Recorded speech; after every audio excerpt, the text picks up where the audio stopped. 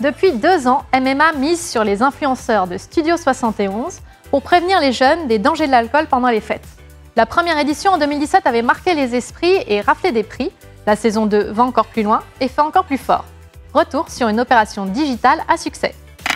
Alors le loup, t'es bourré comme un coin. Bah je comprends parce que quand j'étais jeune, je buvais aussi moi.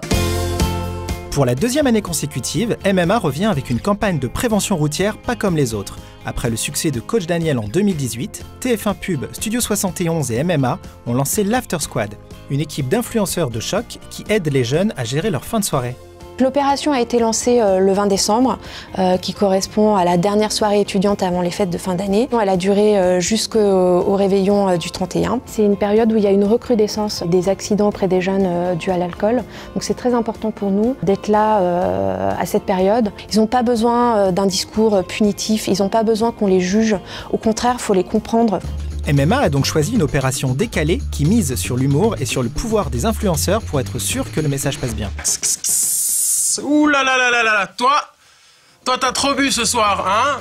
Sur la plateforme, plusieurs champs à remplir, le prénom de votre ami, le choix de l'influenceur pour le raccompagner, ainsi qu'un moyen de transport et un lieu de chute décalé.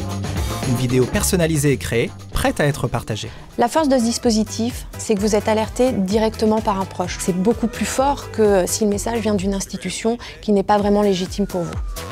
L'année dernière, l'opération Coach Daniel avait permis de toucher 4 millions de 18-24 ans et avait remporté de nombreux trophées social media. Tout en haut du podium, Daniel. Ouais. Comme t'es pas très grande, tu veux être sur la première place du podium. Oh ouais. Cette année, le défi c'est de frapper encore plus fort. L'After Squad s'appuie donc sur 2 influenceurs de plus, Alexandre Gigot et Amy LTR. Aux plateformes d'influenceurs, on a adossé la plateforme Minute Buzz et TFX pour booster l'amplification de nos messages auprès de communautés complémentaires. Le défi était aussi d'élargir l'audience par les plateformes choisies.